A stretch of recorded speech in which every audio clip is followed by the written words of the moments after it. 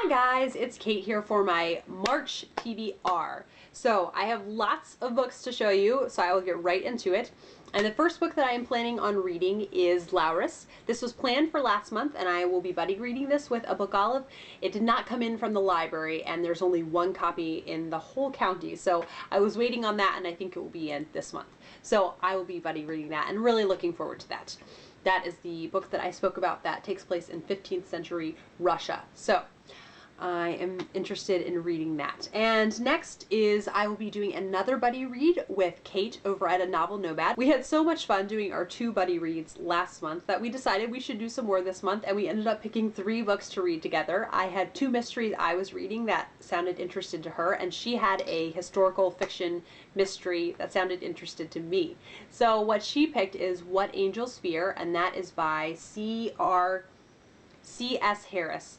So I don't really know much about this, but I am looking forward to reading another book with Kate, and I love mysteries, as you all know very well by now. The next book I'll be reading is a Charles Dickens, and that is Little Dorrit. And I think I'm going to be able to get Amanda Center to read this with me, and I'm really looking forward to it.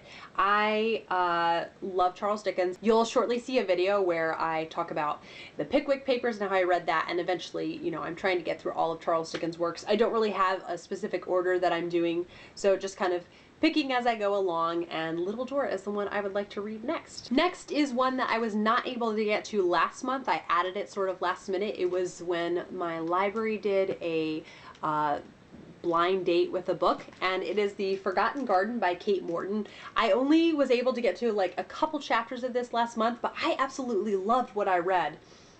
I was just drawn in right away. So I really want to get to this, and it just seems like a really relaxing book about just people and relationships, and I haven't read one of those in a little while, so I'd like to get to that if I can. And then on to the next Bronte that I'll be trying to read, and that is Agnes Grey. And it is not a very long one at all, so I think I'll definitely be able to finish this, or read this rather, because I haven't started it, so hoping to get to that.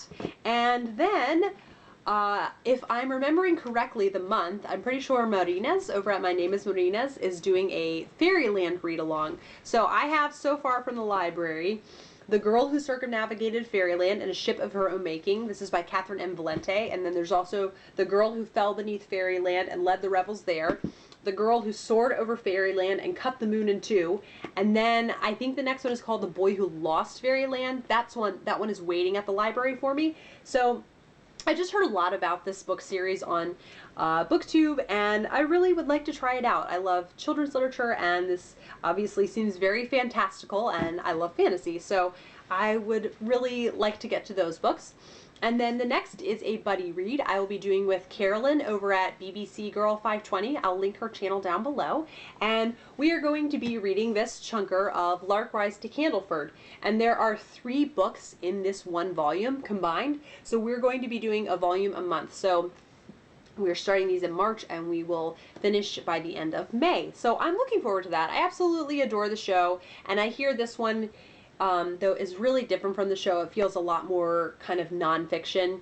So I am kind of apprehensive because I know it's going to be different, but I've owned this book for 5 years now, so it's just silly just to own it and not read it. I should give it a try.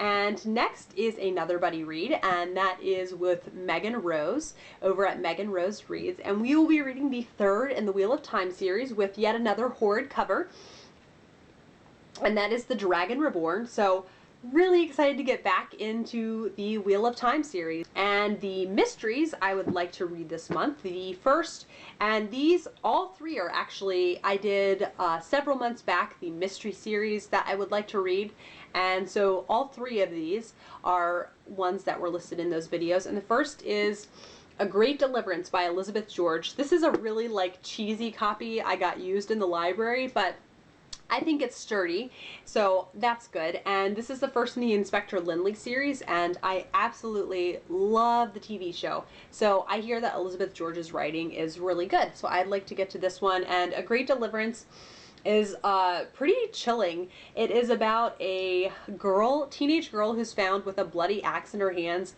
and her father has been murdered with the axe, and she says, "I did it and I'm not sorry." And for some reason, Inspector Lindley does not believe her. So we'll see how this ends up, because I would like to get to Elizabeth George, so hopefully it's not too scary. And the next, with such a great 80s cover, is Crocodile on the Sandbank by Elizabeth Peters. This is the first in the Amelia Peabody series, and Amelia Peabody is an Egyptologist, and so is her husband, and they live in Egypt, but they are both, I'm pretty sure, from England.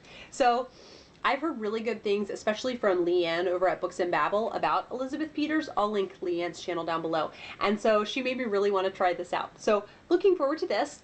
And then the third mystery for the month is the #1 Ladies Detective Agency by Alexander McCall Smith. And he's a pretty well-known author, and this takes place in Botswana, one of the few mystery series I'm pretty sure that takes place in Botswana. So this is a series I've been wanting to try for a while, and it's really very short. It's a little over 200 pages, so that'll be a nice, fun mystery to dive into, and I'll let you guys know what I think. And then another buddy read, I'm just loving the buddy reads, obviously, is Of Human Bondage by W. Somerset Maugham, and I will be reading this with Stephanie over at That's What She Read. I will link her channel down below, and I'm really looking forward to this.